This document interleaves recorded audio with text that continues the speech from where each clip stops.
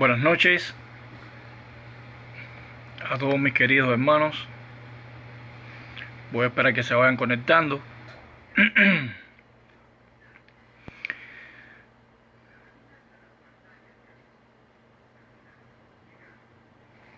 El tema que voy a tocar es la segunda parte del infierno.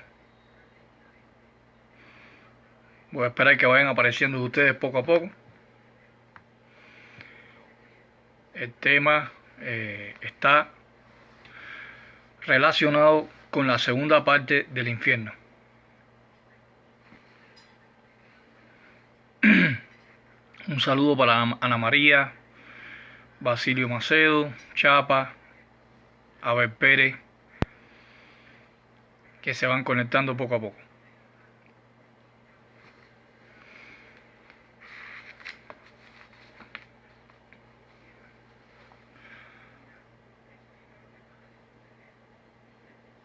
Un saludo para Ernesto Rocha.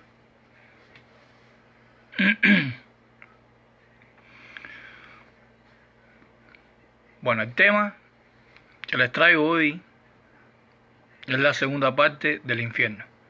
Es el lago de fuego y azufre, lo mismo que el infierno, y es Gehenna. Es el lago de fuego y azufre, lo mismo que el infierno,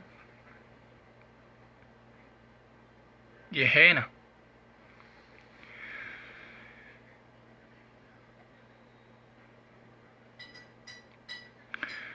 Bueno, cuando vamos a la Biblia, a la escritura griega cristiana, el lago de fuego es un símbolo de destrucción eterna. Claro, la cristiandad lo interpreta de otra forma. La cristiandad dice que tanto el infierno, el Gehenna, el Hades, el Seol y el lago que arde con fuego y azufre es lo mismo. Pero todos esos términos tienen connotaciones diferentes o etimologías diferentes. En el caso del lago que arde con fuego y azufre, significa destrucción eterna, aniquilación eterna, destrucción completa, a no tener derecho a una resurrección. Por eso se le llama al lago que arde fuego y azufre la muerte segunda. ¿Por qué es muerte segunda? Porque la persona que está en la condición simbólicamente, figuradamente, es arrojado al lago que arde con fuego y azufre, no tiene derecho a una segunda oportunidad.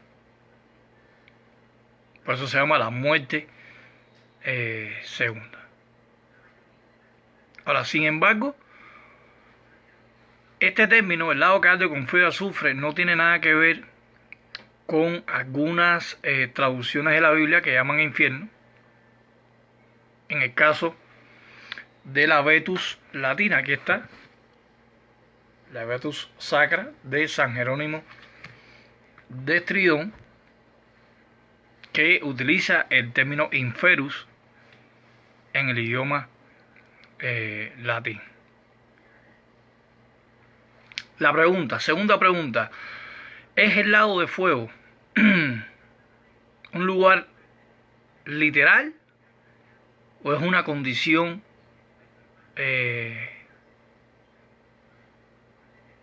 espiritual? Primeramente tenemos que analizar en la Biblia si el lago que arde con fuego y azufre es un lugar literal. Y para eso voy a utilizar la Biblia, la interlineal de la cristiandad, o Juan Carlos Ceballos, este gramatólogo del idioma griego, y voy a leer Apocalipsis capítulo 20, versículo 13, donde habla del lago que arde con fuego y azufre.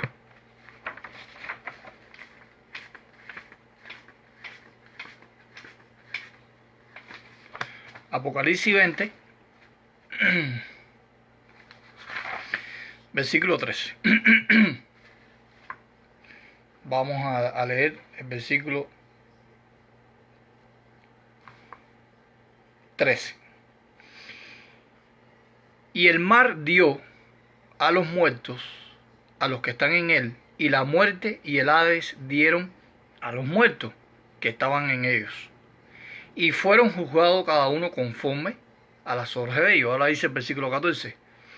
Y la muerte y el Hades fueron arrojados hacia el lago de fuego. Esta es la segunda muerte, el lago de fuego. En el versículo 13, en el contexto, está hablando de que el Hades, que todos sabemos que es el sepulcro, la sepultura de la humanidad, la morada de los muertos, entregó a los muertos. Pero también dice, en el versículo 13, que la muerte entregó a los muertos. Pero en el versículo 14, que es lo más interesante y lo más chocante, que no pueden responder las personas de las distintas iglesias que creen en este dogma, es que la muerte y el Hades son arrojados al lago que arde con fuego y azufre, que significa la muerte segunda. Según la cristiandad, las iglesias protestantes dicen que el Hades y el lago que arde con fuego y azufre significa lo mismo. O sea, el Hades es el infierno y el lago que arde con fuego y azufre es el infierno. Sin embargo, el Hades dice que es arrojado al lago que arde con fuego y azufre. La pregunta sería, ¿tiene sentido? Esto es una pregunta que ustedes deben hacerle a la cristiandad. ¿Sería lógico? ¿Sería razonable en el punto de vista de la cristiandad que el infierno sea arrojado, o sea, el infierno, en este caso el Hades, sea arrojado al mismo infierno? Si el Hades, que es el infierno, es arrojado al lago que arde con fuego y azufre, que es el infierno, ¿cómo el infierno va a atormentar con fuego al infierno?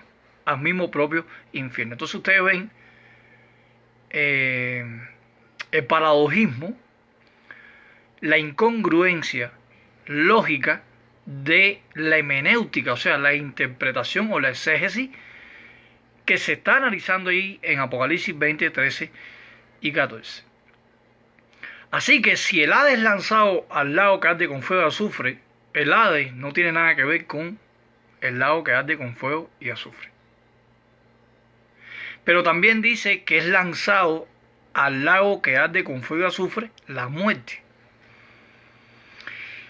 Y si en el infierno lo que se lanza o lo que entra al infierno son las almas de los inicuos y está preparado, reservado para Satanás y los demonios, ¿cómo es posible que la muerte sea torturada con fuego o atormentada con fuego? La muerte es una condición, no es una persona. Porque lo que se arroja ahí son las almas de las personas inicuas que han desobedecido la ley de Dios. Entonces Juan, mejor dicho, Apocalipsis capítulo 20, versículos 13 y 14, el versículo 14, la explicación o el argumento que estoy utilizando echa por tierra la creencia del infierno. Porque el lago que arde de fuego y azufre no puede torturar la muerte. La muerte es una condición, la muerte no es una persona. Lo que está entendiendo o lo que se quiere interpretar en el texto, en lo que es la exégesis de estos versículos, el 13 y 14, es que como el lago significa destrucción completa, aniquilación completa, no derecho a una oportunidad, no derecho a una resurrección, y está simbolizando destrucción, por eso es que la muerte no va a existir más en el nuevo mundo, en los 1000 años. Cuando se ponga y se establezca el reino de Dios, la muerte será echado al lago que arde con fuego y azufre. La muerte va a ser destruida, no será más. ¿Y qué dice Primera de Corintios 15:26? Vamos a leer. Primera de Corintios 15:26. como el último enemigo, la muerte ha de ser reducida a nada. ¿Dónde va a ser reducida a nada la muerte según el apóstol Pablo en 1 Corintios 15:26? En el lago que arde con fuego y azufre, Apocalipsis 20:14. Tanto la muerte y el Hades, que es la sepultura de la humanidad, donde las personas están descansando en la muerte, esperando la resurrección de Dios, el Hades no existirá más en el reino de Dios. Cuando Cristo venga en su parucía, que se ponga la condición, que se establezca el reino de Dios aquí en la tierra, ni el Hades, que son el cementerio o la sepultura, ni la muerte va a existir. Por eso es que es lanzado al lago que arde con fuego y azufre. Ahora, algo importante es el que aparece ahora en Apocalipsis 19, versículo 20. En Apocalipsis 19:20 también hay algo contradictorio en la cristiandad. En el 19:20 dice el texto: y la bestia salvaje fue prendida, y junto con ella el falso profeta, que ejecutó delante de ellas las señales con las cuales extravió a los que recibieron la marca de la bestia salvaje y a los que rinden adoración a su imagen. Estando todavía vivos, ambos fueron arrojados al lago de fuego que arde con azufre. Dice que también en el lago que arde con fuego y azufre es lanzado la bestia salvaje. Si vamos a interpretar el texto literal y no simbólico, o no en sentido figurado, como figura retórica de interpretación, Apocalipsis 19 y 20, la cristiandad se mete en un gran problema. ¿Por qué razón? Porque si la bestia salvaje, ahí se está refiriendo, claro, sabemos que la bestia salvaje tiene otro sentido, tiene otro significado, aplica a otra cosa.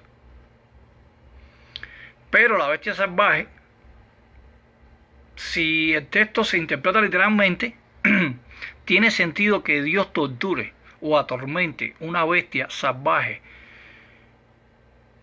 que actúa por instinto, que no razona como el ser humano, porque los animales no tienen conciencia.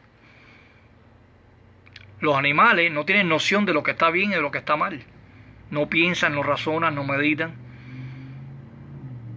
No tienen una conciencia que puede trabajar en ellos.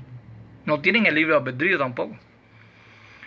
Entonces, si Apocalipsis 19 y 20 está interpretando que el texto, la bestia salvaje, se refiere a una bestia, entonces ¿qué sentido tiene en que Dios torture a una bestia?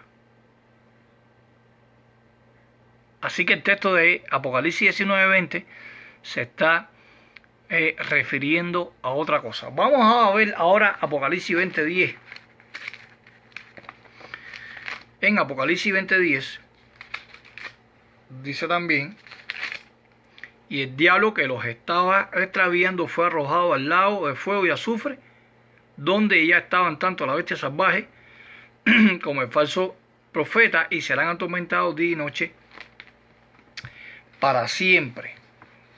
O sea, dice el texto que serán atormentados para siempre. Bueno, no solamente la cristiandad dice que el lago que arde con fuego y azufre, que es el infierno, es preparado nada más para Satanás y el diablo, sino para los demonios.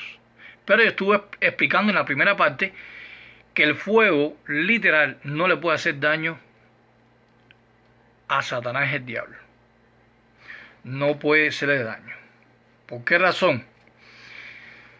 Hay varios textos que voy a citar, y esos textos necesito que ustedes lo apunten para que puedan responder eficazmente y hacer una defensa en contra de los detractores o pastores que creen en este dogma de el infierno de fuego. Y por ejemplo, si voy a Éxodo 3:2, en el libro de Éxodo capítulo 3, verso 2, estoy citando de la traducción de Nuevo Mundo, Dice el verso 2, entonces se le apareció el ángel de Jehová en una llama de fuego en medio de una zarza. Mientras él seguía mirando, pues es aquí la zarza ardía con el fuego. Y no obstante, la zarza no se consumía. Dice que el ángel de Jehová apareció en una llama de fuego. Estaba consumido de fuego y el fuego no le hacía daño a este ángel. Entonces el lago que arde con fuego y azufre, según Apocalipsis 20:10, donde es arrojado Satanás, también los demonios, el falso profeta, la bestia salvaje, le va a hacer daño. Porque Éxodo capítulo 3 verso 2 dice que el ángel de Jehová estaba envuelto en llamas. Así que el fuego literal no le puede hacer daño. Entonces, ¿de qué manera Dios va a atormentar a los demonios si el fuego no le hace daño? En Ezequiel, profeta mayor, capítulo 10, Ezequiel 10, versículos 6 y 7. Y aconteció que cuando él mandó al hombre vestido de lino y dijo, toma fuego de entre el rodaje, de entre los querubines, este procedió a entrar y a plantarse al lado de la rueda. Dice el versículo 7, entonces el querubín alargó la mano de entre los querubines al fuego que estaba entre los querubines y lo llevó y lo puso en los huecos de las manos del que estaba vestido de lino. Así que los ángeles no le hace daño el fuego.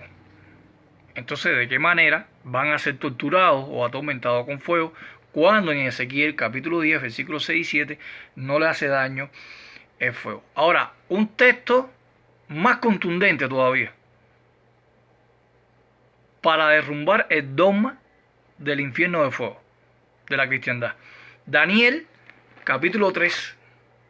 Vamos a Daniel capítulo 3 verso 25. Este pasaje ustedes lo conocen mucho, pero se aplica para hacerles entender a estas personas que el fuego no le puede hacer daño a los ángeles, o sea, a los demonios que van a ser castigados mediante el infierno de fuego. Daniel 2:25, esto dice,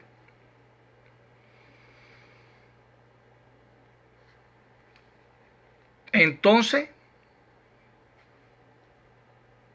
Daniel 3:25, mejor dicho, Daniel 3:25, dice el texto, él respondía y decía, miren, contemplo a 4 hombres físicamente capacitados que se pasean libres en medio del fuego y no sufren daño, y la apariencia del cuarto se asemeja a un hijo de los dioses, o sea, a un ángel.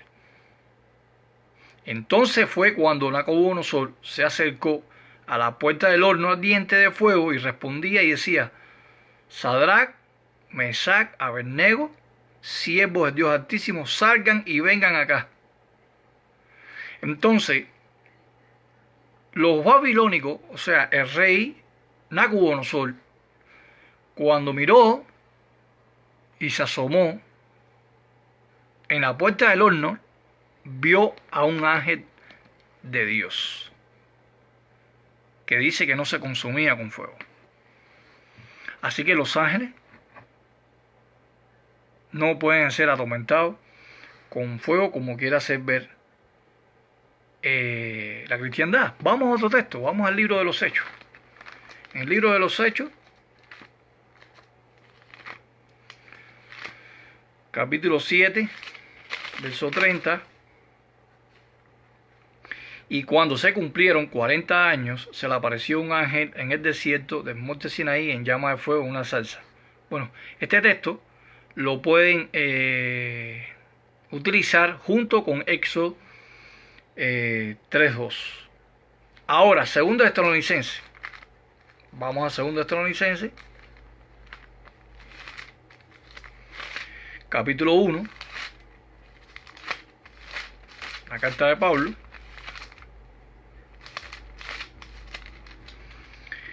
Versículos 7 y 8.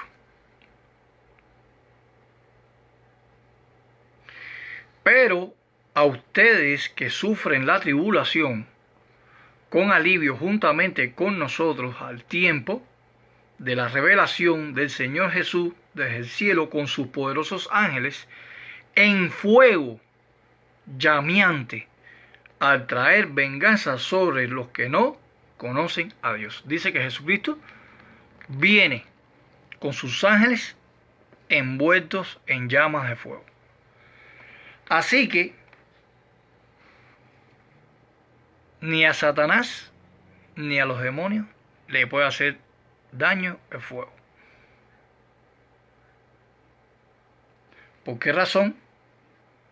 Porque el término lago que arde con fuego y azufre significa destrucción completa. Significa destrucción completa. Ahora, ¿qué representa destrucción eterna? Porque la Biblia dice claramente que el lago de fuego significa la muerte segunda. O sea, en Revelación capítulo 20, verso 14 y 21.8. Según Revelación 21.8.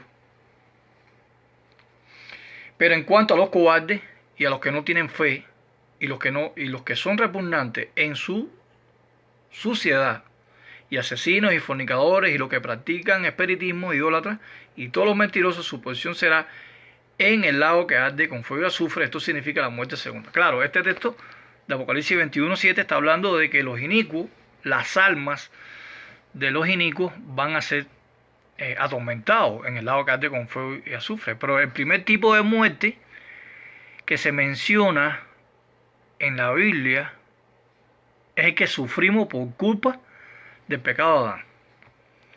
O sea, de este tipo de muerte se resucita y Dios va a eliminar a su debido tiempo la muerte. Ahora, el lago de fuego representa, cuando leemos el texto de Apocalipsis 21.7, representa un segundo tipo de muerte, o sea, una muerte distinta a la primera que yo expliqué. ¿En qué sentido? Aunque la muerte, fíjense, aunque la muerte segunda también representa la inexistencia, la Biblia no dice que sea posible resucitar de este tipo de muerte. O sea, es interesante que la Biblia menciona que Jesús tiene las llaves de la muerte y el Hades, lo cual indica que tiene autoridad para rescatarnos de la muerte. Ahora bien, ni siquiera Jesús tiene la llave del lago de fuego. Fíjense este argumento. Dice que tiene la llave del Hades. Y el Hades representa el cementerio o las tumbas conmemorativas de todas las personas que han muerto. Porque dice que el Hades va a entregar los muertos. Y algo lógico es cómo el Hades va a entregar los muertos y después el Hades sea arrojado al infierno, al lago que arde con fuego y azufre. Entonces las personas van a salir, si el Hades es el infierno, entonces el infierno va a sacar a las almas inicuas para afuera, va a vaciar el infierno, el Hades, y después el Hades vacío, porque dice que el Hades va a entregar los muertos, las almas que supuestamente son inicuas. Entonces el Hades, que es el infierno, se queda vacío y después el Hades es arrojado vacíamente al lago que arde con fuego y azufre.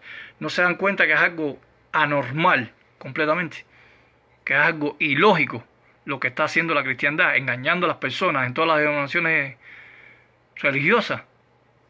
Entonces Jesús no tiene las llaves del lago que arde con fuego y azufre. Sí tiene las del Hades, pero del lago que arde con fuego y azufre no las posee. Eso se debe a que el lago de fuego simboliza el castigo judicial de destrucción eterna. Y eso lo demuestra 2 Tesalonicenses capítulo 1, verso 9, que voy a darle lectura para que ustedes se vayan familiarizando, ¿no? Vamos a 2 Tesalonicenses capítulo 1, verso 9, según la carta paulina del apóstol Pablo. Segunda de Timoteo, capítulo 1, verso 9.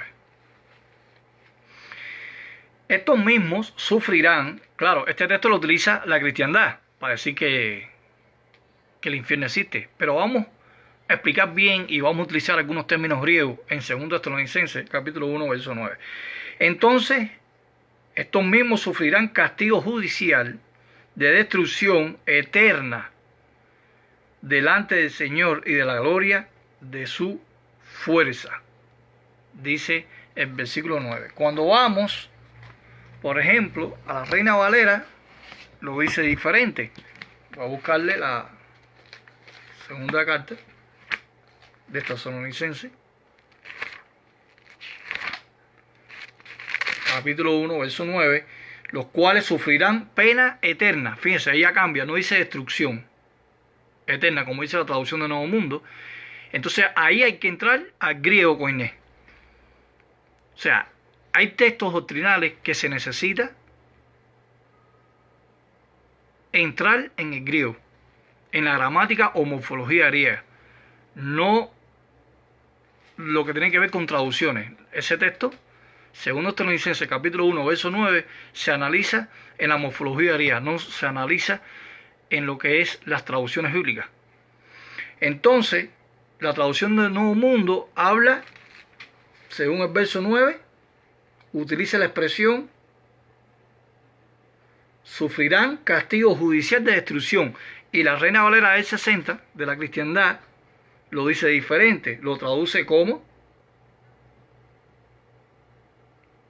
en el versículo 9, los cuales sufrirán pena de eterna perdición. Pena eterna perdición. Ahora, hay una palabra griega que se utiliza en la Reina Valera que es por perdición. ¿Y cuál es el término griego para perdición? Olethron. Olethron. Cuando usted busca olethron en el diccionario de Vine,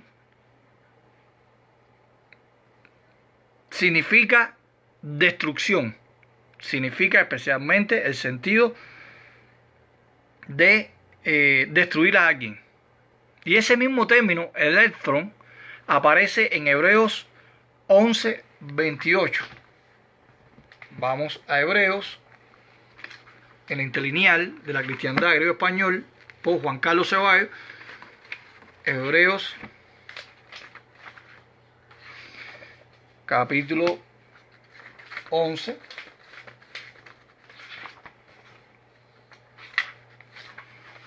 Verso 28. Verso 28. Habiendo rechazado a alguien la ley de Moisés, sin compasiones, en base de 2 o 3 testigos, muere.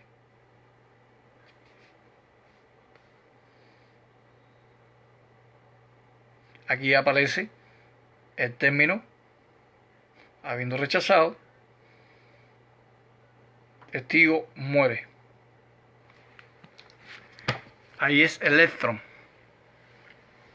Este verbo aparece con frecuencia también en la Septuaginta griega, en Éxodo 12:23, en Josué capítulo 3, versículo 10, Josué capítulo 7, verso 25, en Jeremías 2:30, Jeremías 5:6, Jeremías 22:7. Según el Jen Strong, página 59, número 3639, electron significa ruina, castigo, perdición y destrucción. Así que la gran concordancia Strong que utiliza la cristiandad clasifica etimológicamente, semánticamente, electron, que aparece en 2 Tesalonicenses capítulo 1, verso 9, hablando de la eterna perdición o destrucción claro, la Reina Valera no les conviene poner destrucción, porque al poner destrucción, entonces los inicuos van a ser destruidos, no van a ser atormentados. Y eso hay que tener en cuenta. Ahora, cuando vamos a Mateo 10:28, cuando vamos a una interlineal griego-español, o cualquier texto griego, en este Alan, el texto de Tichendo, el texto de cuarta edición, Sociedad Bíblica Unida, el texto de Westcott Hall, cualquier texto griego o interlineal, aparece el término apolumi o apolión. Y el término apolión aparece en Apocalipsis 9:11, hablando del ángel del abismo. Vamos a leer el texto de Apocalipsis 9:11. Apocalipsis 9:11.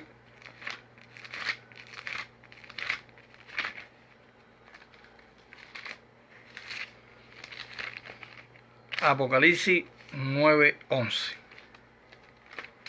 Dice de esta manera: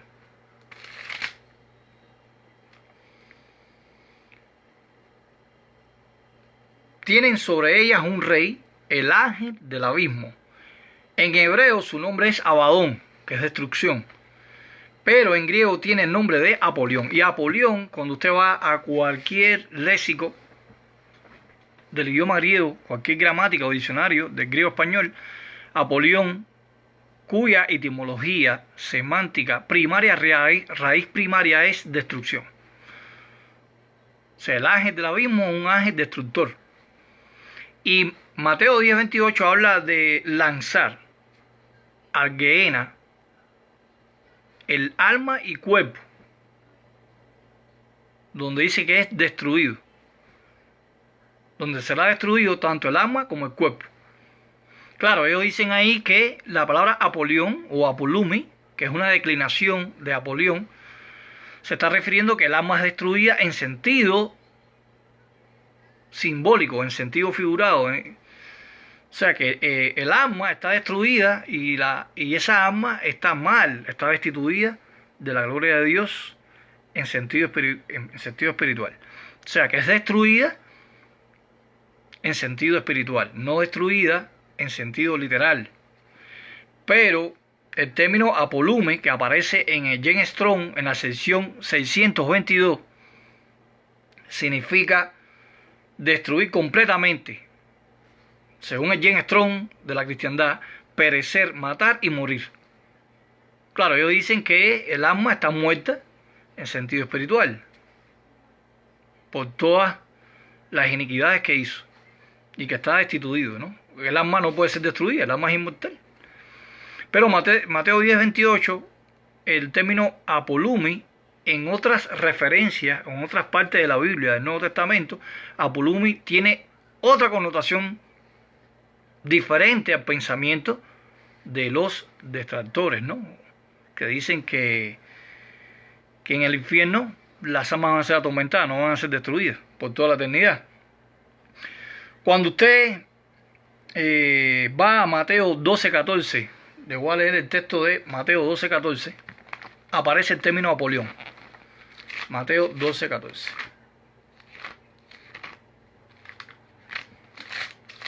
Mateo 12:14 dice de esta manera: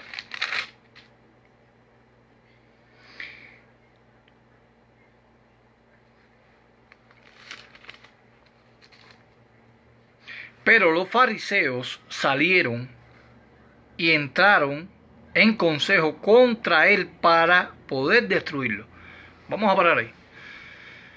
¿Qué querían hacer los fariseos, los saduceos y los escribas con la persona de Jesús? Querían destruirlo, querían matarlo.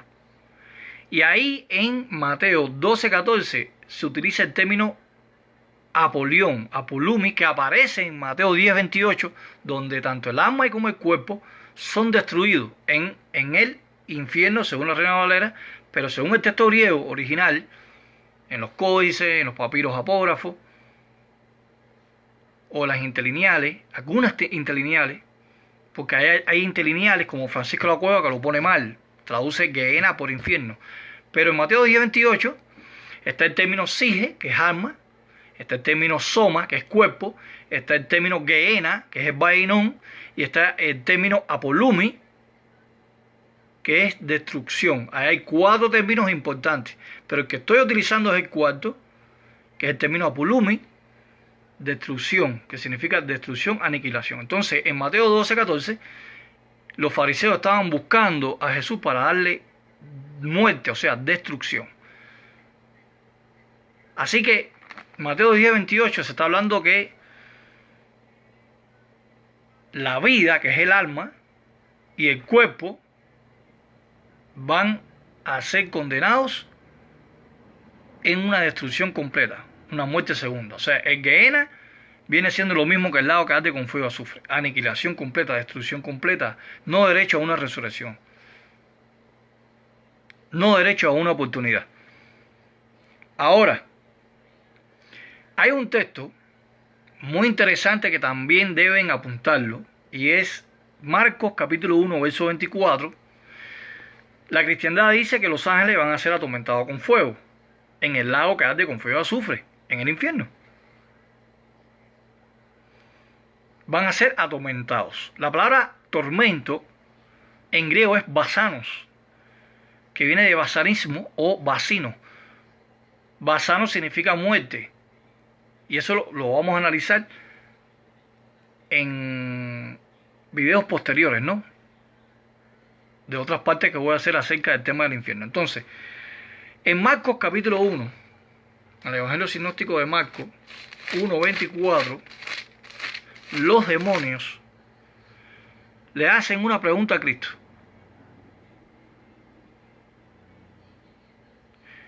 Compartan este video. Ya somos 33 que estamos en la directa.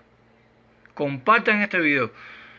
En Marcos capítulo 1, verso 24, miren lo que los demonios le preguntan a Jesucristo. Diciendo, vamos a leer el versículo 23, el contexto. También a la sazón había en la sinagoga de ellos un hombre bajo el poder de un espíritu inmundo, o sea, un demonio. Y este gritó, o sea, el demonio le gritó a Jesucristo, diciendo, ¿qué tenemos que ver contigo, Jesús Nazareno? Dice la pregunta, ¿veniste a destruirnos? ¿Saben cuál es la palabra para destruir en el idioma griego koiné? Es apolumi, es apolión. La misma que aparece en Mateo 12:14, cuando los fariseos, los líderes religiosos, fueron a destruir a Jesucristo. Y el mismo que aparece en Juan, en Mateo, mejor dicho, 10:28, donde se destruye el alma y el cuerpo y es lanzado a Gehenna, al valle de Hinnom, según la pechita siríaca. Los demonios le preguntan, ¿veniste a destruirnos? Los demonios nunca le dicen, ¿veniste a lanzarnos al infierno? Los demonios no le preguntan si iban a ser torturados en el infierno. ¿Veniste a destruirnos? Porque ellos sabían que la condición de ellos no es tormento eterno, sino es destrucción completa. Serían lanzados, según Apocalipsis 20:14 y Apocalipsis 19:20, tanto la bestia salvaje, Satanás y los demonios serán lanzados al lago que arde con fuego y azufre. Por eso es que los demonios le tienen miedo ser lanzados al lago que arde con fuego y azufre. También lo pueden ver en Lucas, por ejemplo, vamos a Lucas ahora, capítulo 4, verso 34. Verso 34, donde ellos mismos le dicen, ¿qué tenemos que ver contigo, Jesús de Nazareno? ¿Viniste a destruirnos? Son los dos textos, o sea, Marcos 1:24 y Lucas 4:34 son los dos textos claves que ustedes deben tener en sus libretas de apuntes de doctrina para poder defenderse de estos extractores. Cuando vamos a Lucas 17:27, vamos a Lucas, porque todos estos textos que estoy citando es donde aparece el término o el verbo apolión, apolumi, que es una declinación de Apolión, que significa aniquilación, destrucción, muerte. En Lucas 17:27, el propio Jesucristo utiliza el término apolión. 17:27, comían, bebían, los hombres se casaban, las mujeres se daban matrimonio, hasta que el día en que Noé entró en el arca, llegó el diluvio y los destruyó a todos. Según la cristiandad dice que las personas del diluvio que fueron aniquiladas por Jehová están en el infierno. Pero ¿cómo va a estar en el infierno si el propio Jesucristo está utilizando el término apolumi, que significa destrucción, y en Apocalipsis 9:11 el ángel del abismo es el ángel Apolión? O sea que son ángel, es un ángel destructor. Son ángeles destructores. Y Apolión es equivalente al término o al verbo Abadón en el hebreo. Y el Abadón es equivalente al Sheol. O sea, las personas que mueren están en una condición de Abadón, están en una condición de Apolión. Ahora, en Lucas 21:6, seguimos analizando el Evangelio sinóptico de Lucas 21:6, Jesús, cuando habló de la profecía de Jerusalén, que sería sitiada, en el versículo 6, Él dijo, en cuanto a estas cosas que contemplan, vendrán los días en que no se dejará aquí piedra sobre piedra que no sea derribada. Y ahí es Apolión también. No quedará piedra sobre piedra que sea destruida. Ahí es Apolión. Entonces los inicuos, los impíos, van a ser atormentados o destruidos. Entonces eso ustedes deben de tener en cuenta si los impíos van a ser destruidos con fuego o van a ser aniquilados o destruidos por la mano de Dios. Es importante que ustedes tengan en cuenta todos estos puntos doctrinales para poder hacer una defensa. Ahora, en el caso de Apocalipsis 20:10, vamos a leer nuevamente Apocalipsis 20:10, volviendo al lago que arde con fuego y azufre. Apocalipsis 20:10.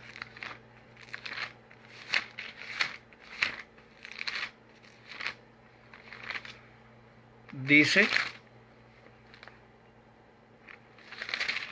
y el diablo que lo estaba extraviando fue arrojado al lago de fuego y azufre, donde ya están tanto la bestia salvaje como el falso profeta, y serán atormentados día y noche para siempre jamás. Vamos a concentrarnos ahora en la expresión día y noche para siempre jamás. Día y noche para siempre jamás. Según la cristiandad,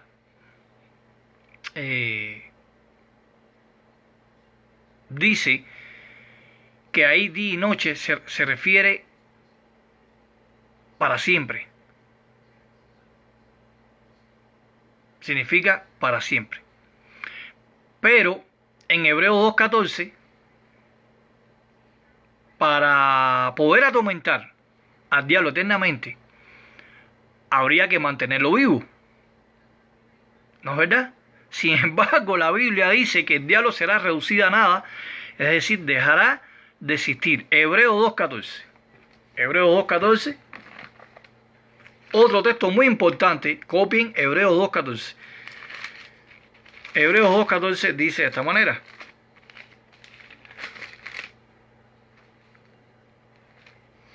Por lo tanto, pues los hijitos son participantes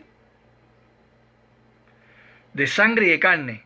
Él también de igual manera participó de las mismas cosas, para que por su muerte redujera a nada al que tiene el medio para causar la muerte, es decir, el diablo, para causar la muerte o la destrucción. Ahora bien, por ejemplo, si analizamos el texto que aparece en Ezequiel, vamos a Ezequiel, en la primera parte del video del infierno que yo diserté, analicé algo del capítulo 28 donde dice que el diablo se paseaba por las piedras de fuego y que el fuego no le hace daño, el fuego literal no le hace daño a Satanás el diablo. Pero no leí los demás versículos. Vamos a Ezequiel 28. En Ezequiel 28 habla del fin de Satanás el diablo, proféticamente. Vamos a Ezequiel 28 y vamos a leer a partir del versículo 18 al y 19.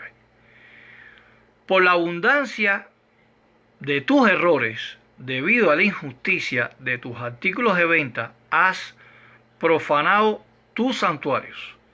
Y sacaré un fuego en medio de ti. Y la cristiandad dice que el fuego va a atormentar a Satanás el diablo. Pero aquí está diciendo lo contrario. El fuego va a hacer otra función.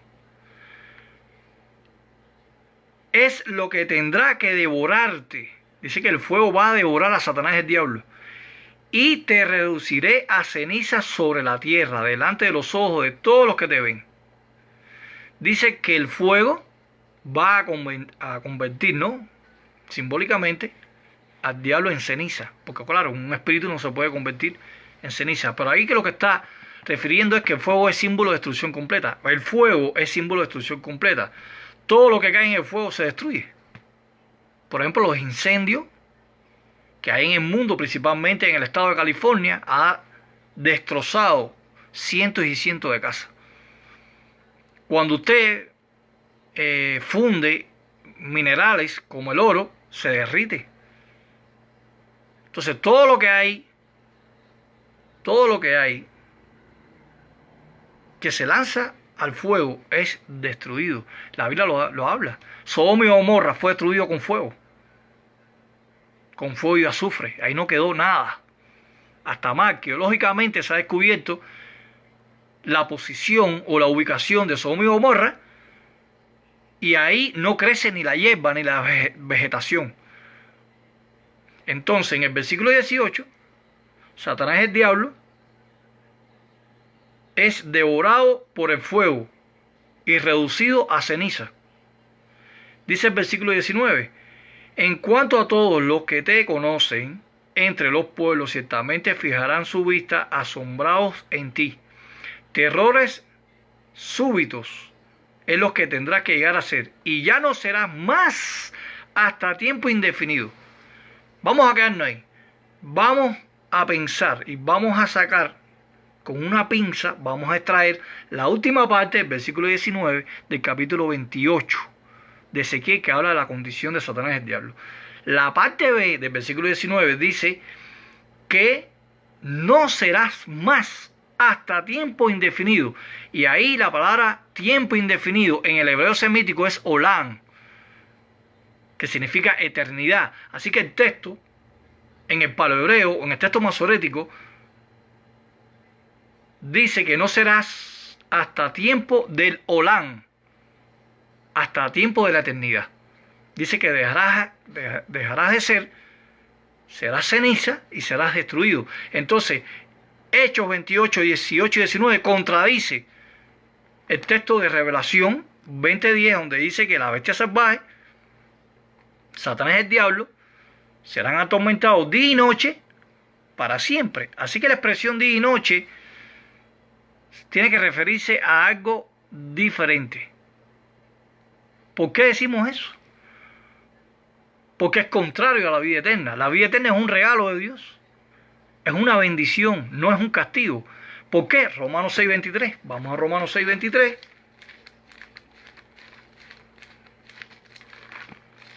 Romanos 6:23 dice de esta manera: porque el salario que el pecado paga es muerte, pero el don que Dios da es vida eterna, por Cristo Jesús nuestro Señor.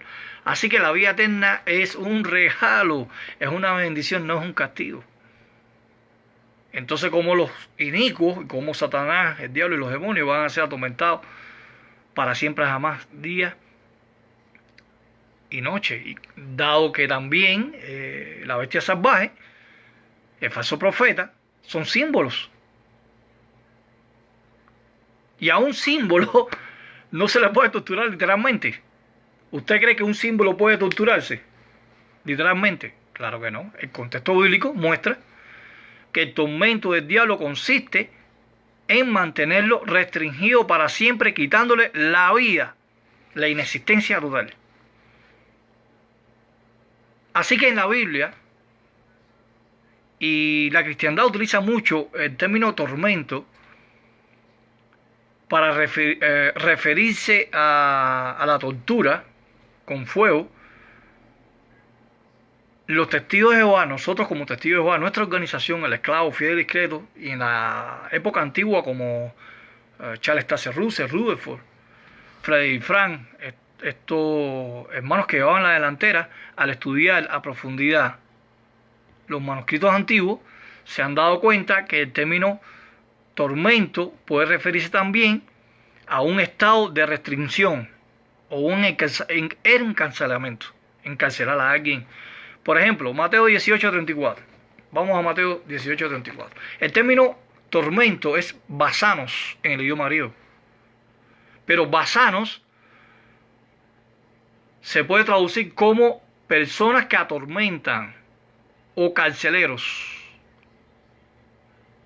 Es la traducción etimológica de este término. En Mateo 18, vamos al Evangelio Sinóptico de Mateo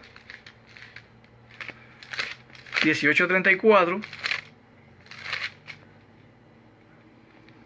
dice de esta manera: con eso su amo, provocado a ira, lo entregó a los carceleros, ahí es basanos, hasta que pagara todo lo que se debía. Entonces, basano se refiere a un estado de restricción o encarcelamiento. No significa atormentar a alguien. Y eso lo puede encontrar usted también en Lucas capítulo 8, versos 30 y 31, donde el término basano significa carcelero. Y puede verse una clara relación entre la acción de atormentar y la de echar al abismo, a un lugar simbólico en el que no hay vida o en el que no hay actividad. ¿Dónde? Romanos capítulo 10, verso 7. Vamos a Romanos 10, versículo 7, donde dice: ¿quién descenderá al abismo? Esto es, para hacer subir a Cristo de entre los muertos. Captan el punto. De hecho, el libro de Apocalipsis se usa varias veces la palabra atormentar o tormento con un sentido claramente simbólico. Claramente simbólico. Así que muchas de las razones de estos teólogos que vemos en las redes sociales, ¿no? No significa que haya un lugar de tormento. Entonces, en la tercera parte, acerca del tema del infierno, vamos a seguir explorando, vamos a seguir investigando, vamos a seguir exponiendo argumentos que utiliza la cristiandad en contra de nuestra organización, pero también en contra de la lógica de la Biblia y en contra de lo que Dios ha dictaminado o ha utilizado mediante los siervos bajo inspiración divina del Espíritu Santo para torcer las Escrituras. En la tercera parte voy a hablar acerca de la parábola de Rico y Lázaro. Una palabra muy utilizada por la cristiandad para decir que Rico estaba en un lugar de tormento, que el Hades es un lugar de tormento, que su amo estaba en ese lugar de tormento y que el mendigo está en el seno de Abraham, en la posición del seno de Abraham, que significa en el cielo, o sea, donde habitan los ángeles, en un estado de aprobación. Eso lo vamos a analizar en la tercera parte. Entonces, agradezco mucho. Ya somos 42 conectados. 42. Agradezco mucho la atención que ustedes están teniendo. Veo que tienen mucho interés en estos temas. Y me alegra mucho de que ustedes estén tomando nota. Muchos de ustedes me han mandado mensajes agradeciendo de lo que yo estoy haciendo, ¿no? A quien tienen que agradecerle a Jehová, no es a mí. Primeramente Jehová. Yo soy un instrumento, soy un esclavo de Jehová. Así que pasen buenas noches con su familia y nos veremos mañana en un próximo video acerca de la tercera parte del infierno. Que tengan una feliz noche y hasta luego.